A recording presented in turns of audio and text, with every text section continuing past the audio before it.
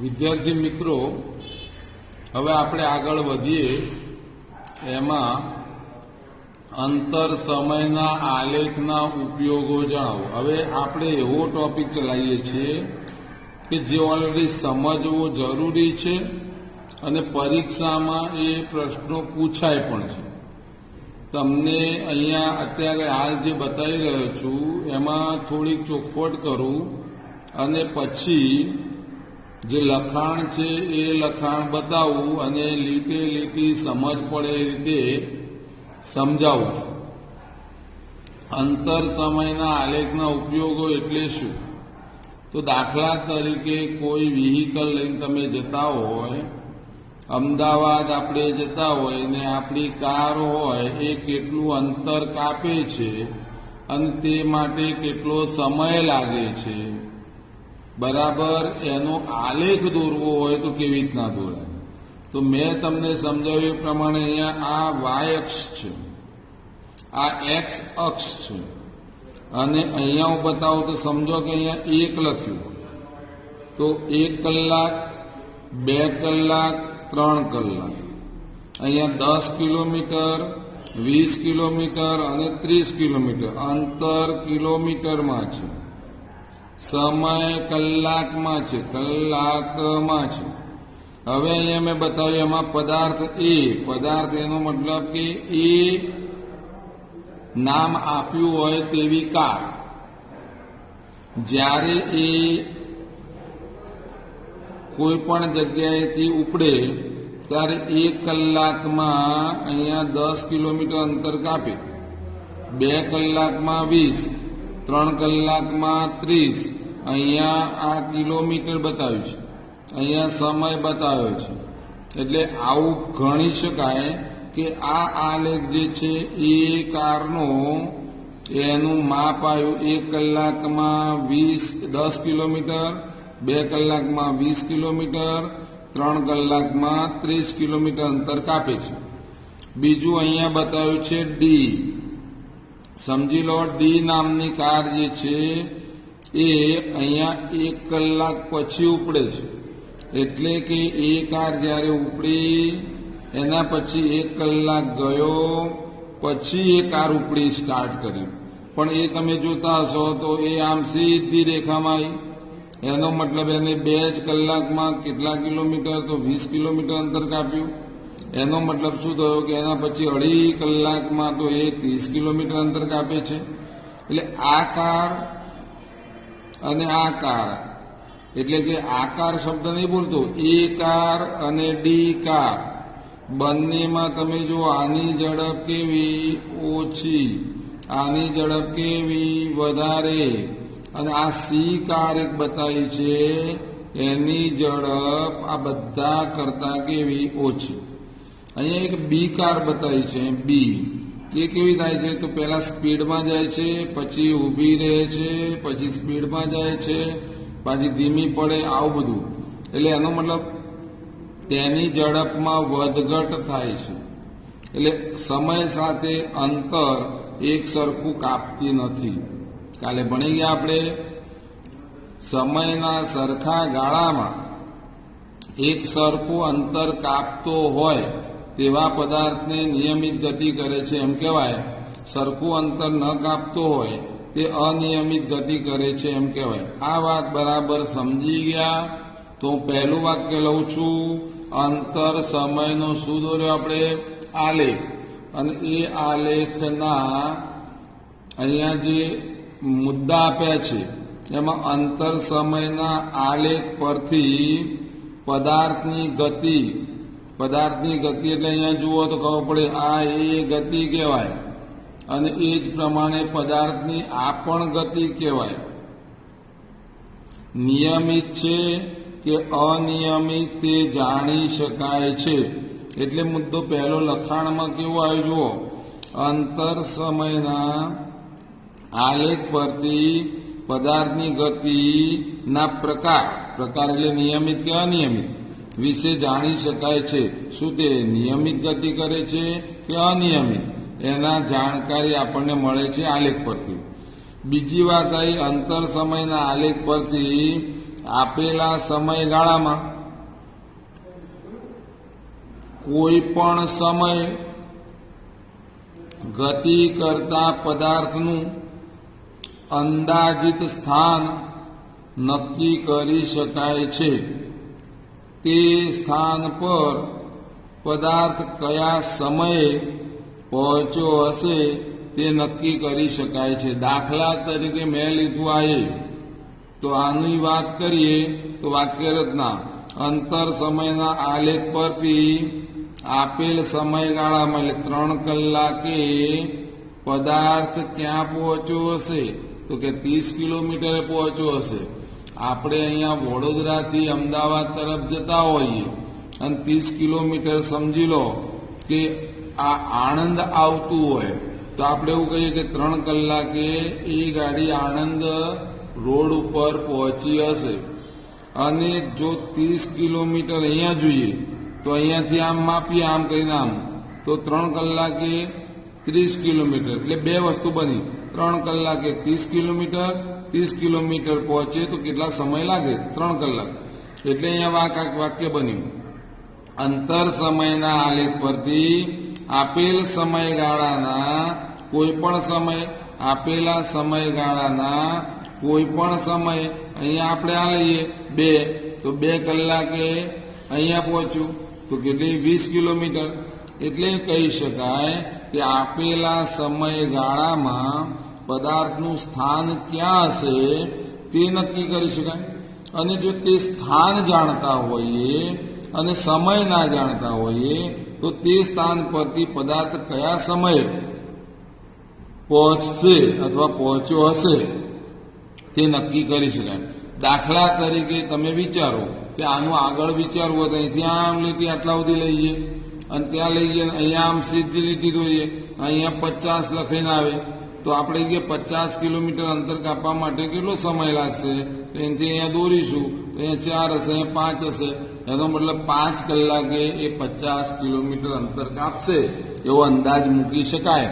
અને 50 કિલોમીટર અંતર કાપવા માટે એને 5 કલાક જ લાગશે એ પાક્કું થઈ ગયું. એટલે આવો એક અંદાજ મુકાય. આ આલેખ જે હાલ બતાવ્યો છે એ આપણે ક્રિકેટ જોતા હોઈએ ત્યારે પેલી એક ટીમને બીજી ટીમની રન રેટ માટે આવા આલેખ વપરાય છે.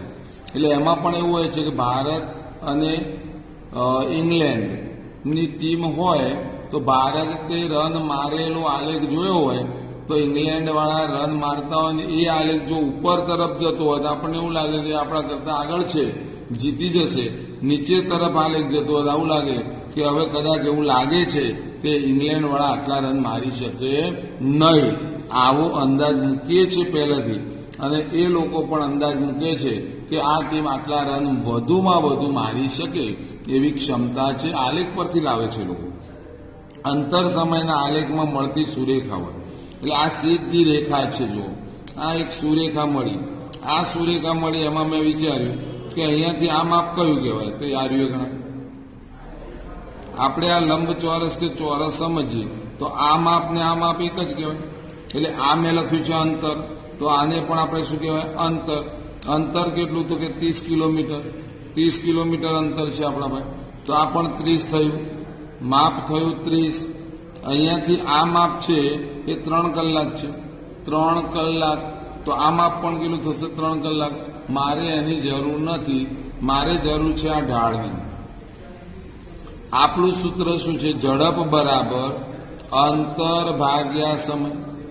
તો અંતર મારું કેટલું 30 કિલોમીટર સમય કેટલો લાગ્યો તો કે 3 કલાક 30 ભાગ્યા 3 કરું તો 10 કિમી પ્રતિ કલાક. આ શું છે તો એ ઢાળ પરથી મને મળ્યું ઝડપનું મૂલ્ય. એટલે વાક્ય ત્રીજું બન્યું. યાદ રાખજો મોઢે કરવાનું છે. અંતર સમયના આલેખમાં મળતી સુરેખા અંતર સમયના આલેખમાં મળતી આ સુરેખા જે છે એ સુરેખાના ઢાળ પરથી નિયમિત ગતિ કરતા પદાર્થની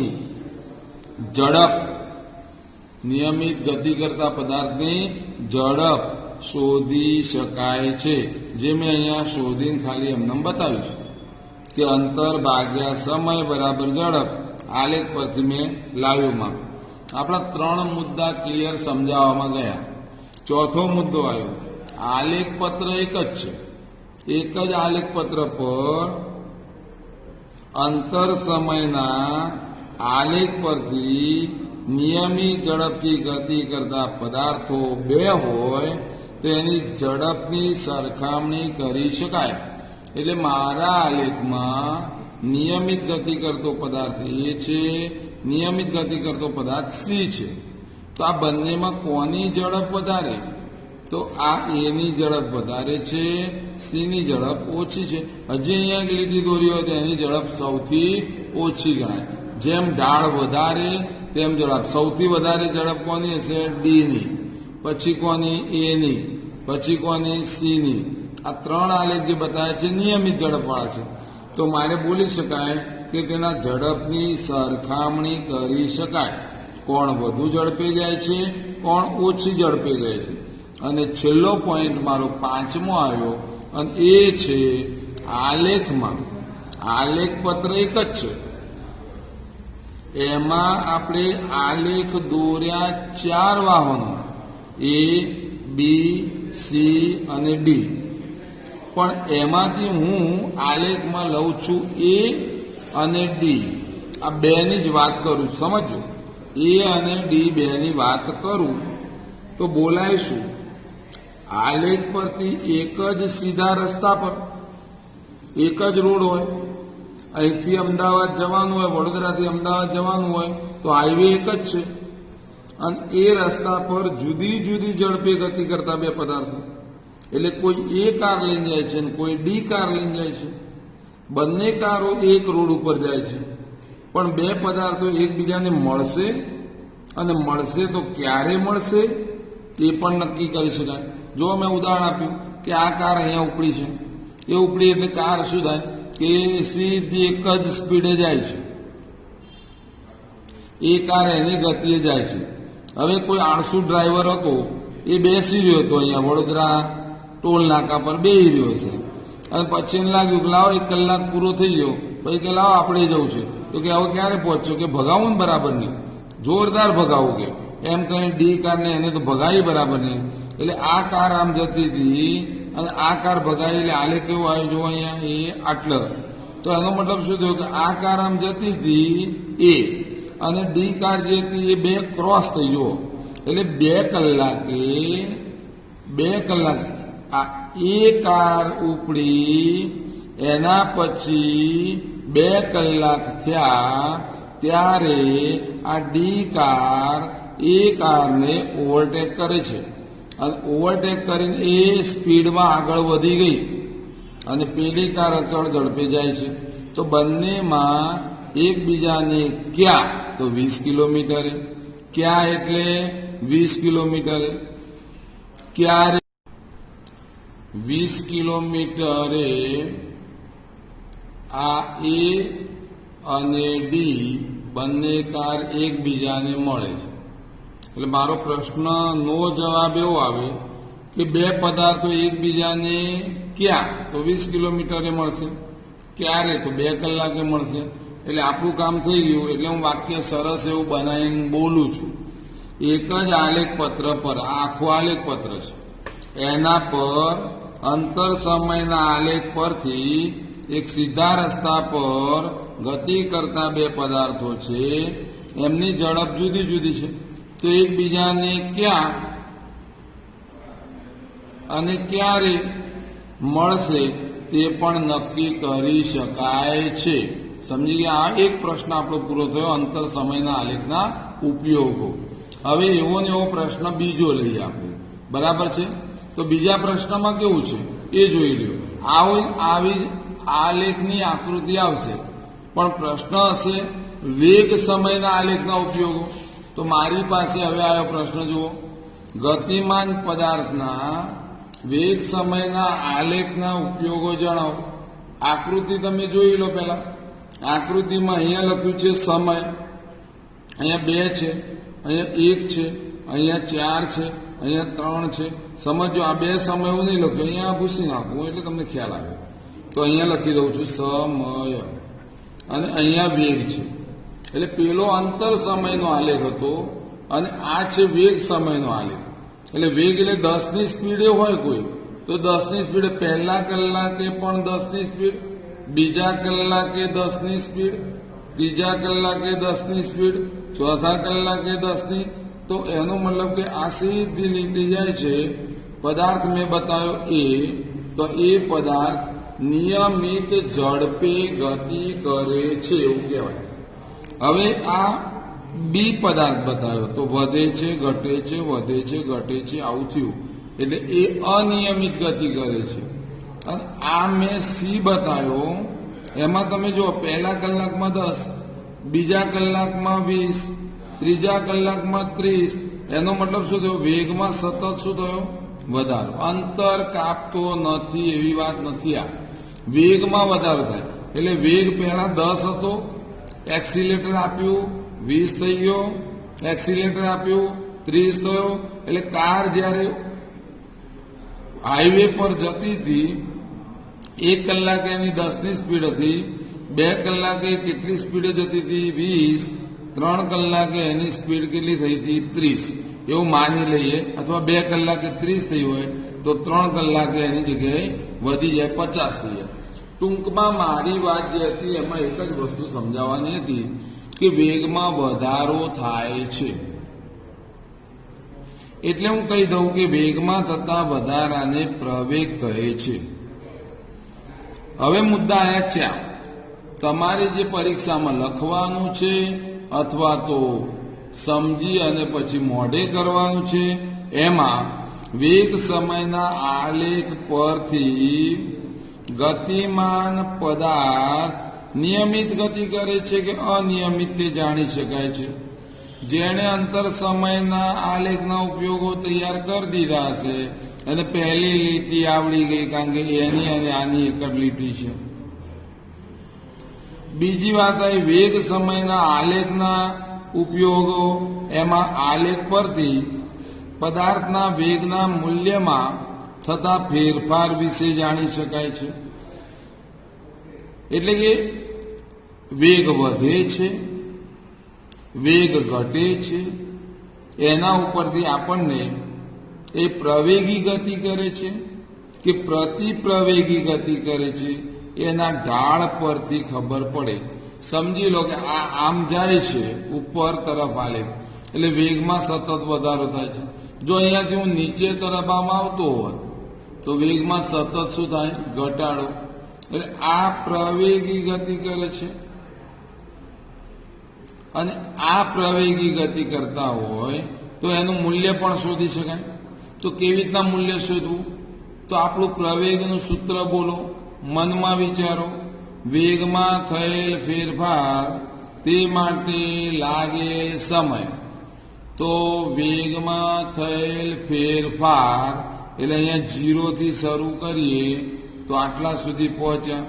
એટલે આ કેટલો વેગ કહેવાય? લખ્યું જ છે વેગ. તો વેગ કેટલો? તો 30નો વેગ થયો. 30માંથી 0 જાય એટલે 30. વેગમાં થયેલ ફેરફાર 30. અને તે માટે લાગેલો સમય આ નોંધવામાં આવે તો એ છે 2 કલાક. તો આ માપ જે છે એ પણ 30 થયું, આ માપ 2 થયું. આ ઢાળ શોધવો છે. હમણાં પેલા લાયા હતા એવી રીતના પ્રવેગ બરાબર વેગમાં ફેરફાર છેદમાં સમય 30/2 ભાગાકાર 15 આવ્યો.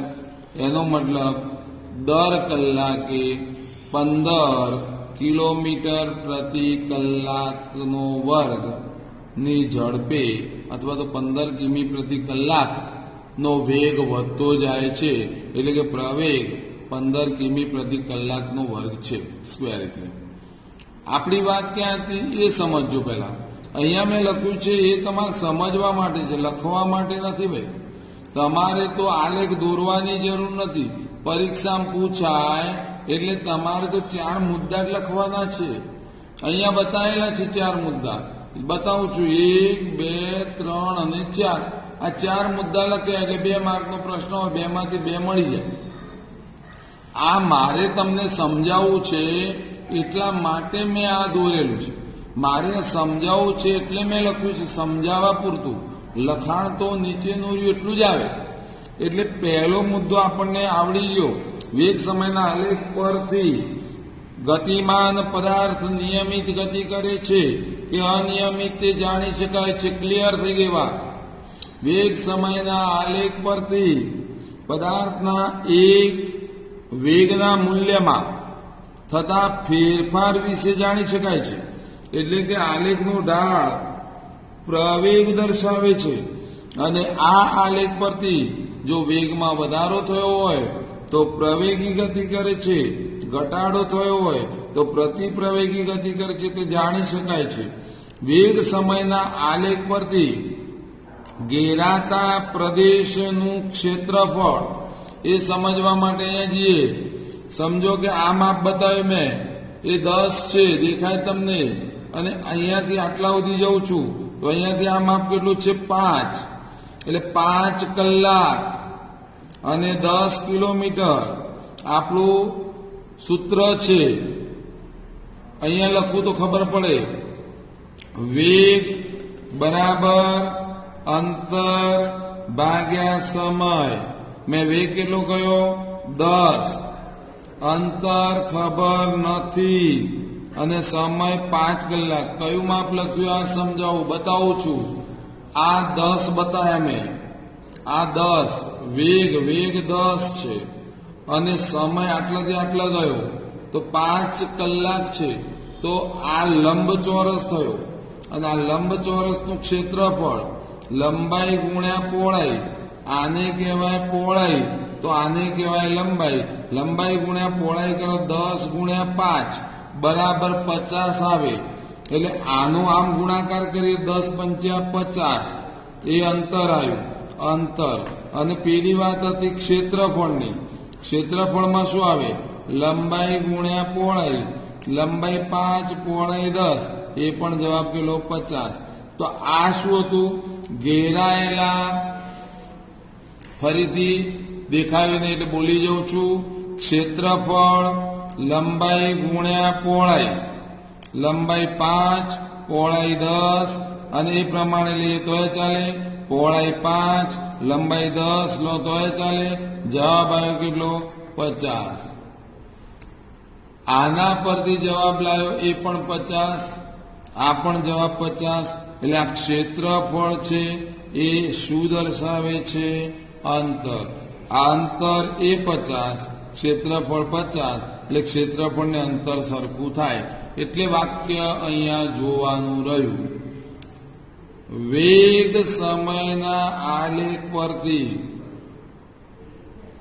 ઘેરાતા પ્રદેશ, એટલે આપણે જે લંબચોરસ બતાવ્યું તે નું ક્ષેત્રફળ શોધવાથી આપેલ સમયગાળામાં પદાર્થે કાપેલું અંતર શોધી શકાય છે. આ મારો ત્રીજો પોઈન્ટ પૂરો થયો અને ચોથો પોઈન્ટ તમને આગળ ભણ્યા છો એમાં આવી ગયો છે. એક જ આલેખપત્ર પર બે જુદા જુદા પદાર્થો માટે વેગ સમયના આલેખ પરથી બે પદાર્થના વેગની સરખામણી કરી શકાય છે.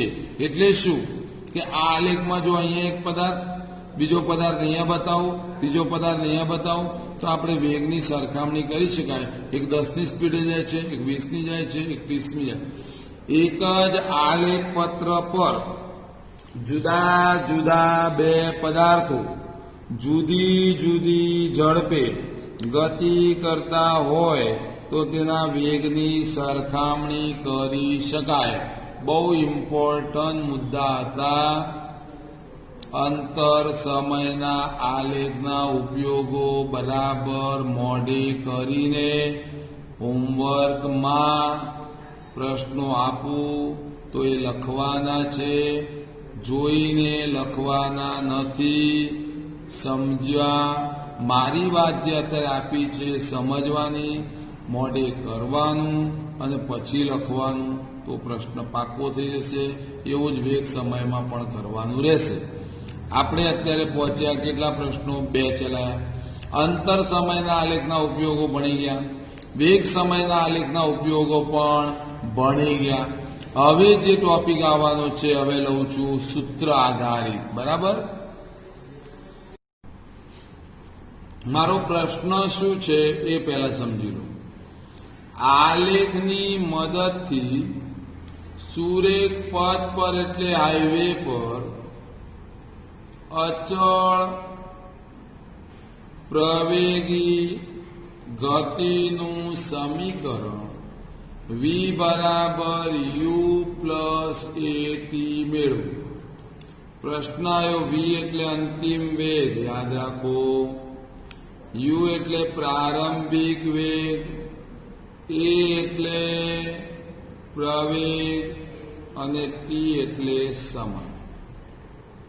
મેં તમને એક આકૃતિ દોરાઈ અથવા દોરવા પ્રયત્ન કર્યો.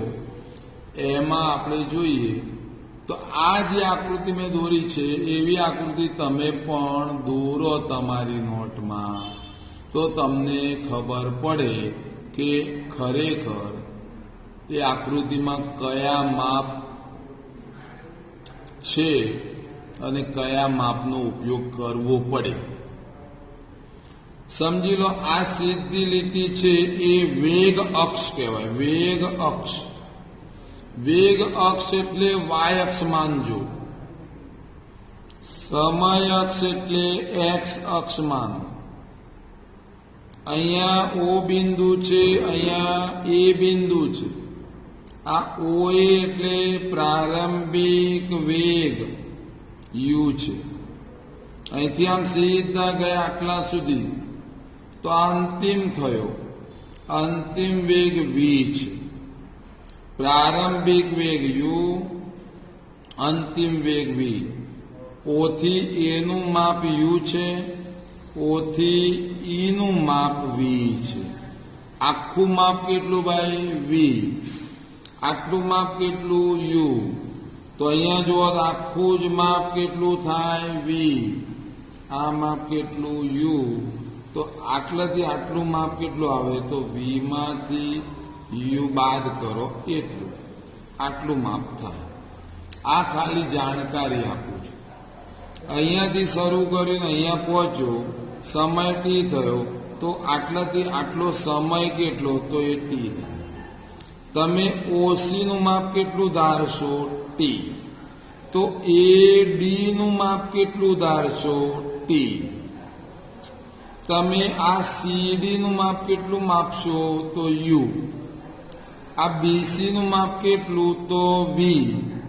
અને આ BD નું માપ કેટલું? તો v માઇનસ u. આટલું પહેલા સમજી લો. કેવી રીતના લાગે ખબર પડી? આકૃતિમાં દર્શાવ્યા પ્રમાણે વેગ સમયના આલેખમાં પદાર્થનો પ્રારંભિક વેગ u છે. કયા બિંદુ પર? એ t સમયમાં b બિંદુ પાસે પહોંચે ત્યારે એનો વેગ કેટલો થવાનો છે? અહીંયા બતાવ્યો છે એટલો v. પ્રારંભિક વેગ અહીંયા પણ u લખી શકાય, અહીંયા v લખી શકાય. આટલાથી આટલું માપ v છે, આટલું માપ u છે. એટલે હવે હું કહી શકું કે t સમયમાં વધીને b બિંદુ પાસે v થાય છે. વેગ એ જેટલા દરે વધે છે એટલે પ્રવેગ છે. પ્રવેગ મારી પાસે એ છે.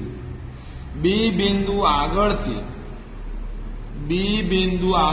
એને જુઓ, સમય અક્ષ એટલે આ એક્સ અક્ષ પર એક લંબ દોર્યો, એનું નામ આપ્યું BC. અને આના પર એક લંબ દોર્યો, એનું નામ આપ્યું BE. લંબ દોરો એટલે BC અને BE લંબ દોરો. OA પ્રારંભિક વેગ u છે. OA પ્રારંભિક વેગ શું છે? u. અને આ BC છે, એનું આખું માપ કેટલું છે? તો તમને પહેલા પણ કહી દીધું, અંતિમ વેગ v છે. આ OC એટલે શું? તો સમય t દર્શાવે છે. એને સમાંતર રેખા દોરો એટલે AD દોરી અને એડીનું માપ પણ કેટલું છે ટી.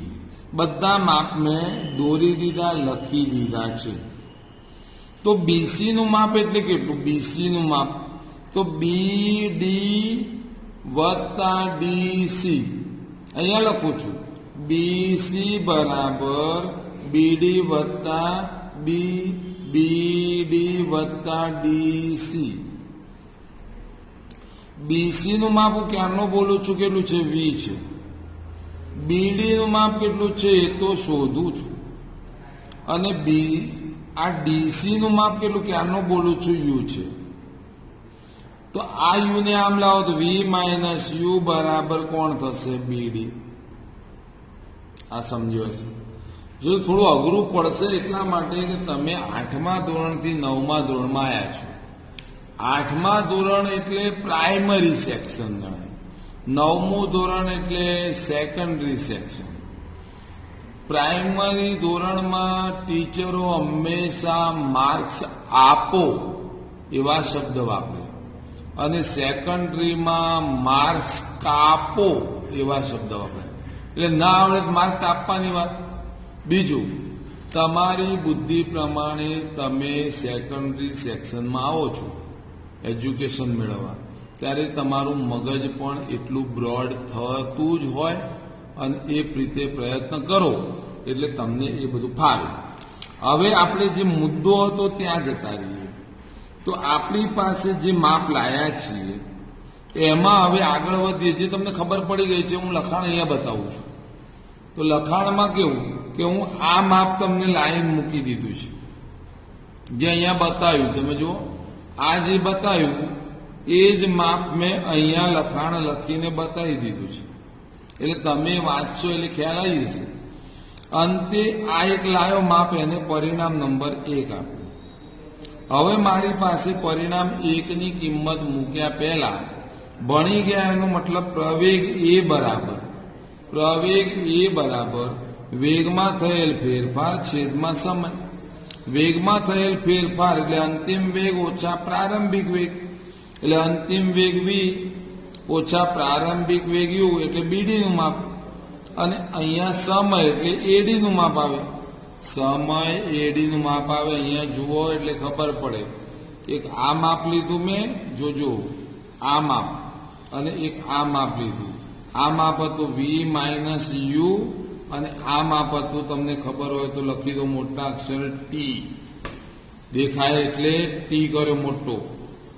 આ ટી, આ વી માઇનસ યુ મેં અહીંયા લખી દીધું છે વી માઇનસ યુ છેદમાં ટી. મારી પાસે એ બરાબર આ જવાબ મળ્યો. તો એ બરાબર લખાઈ ગયું.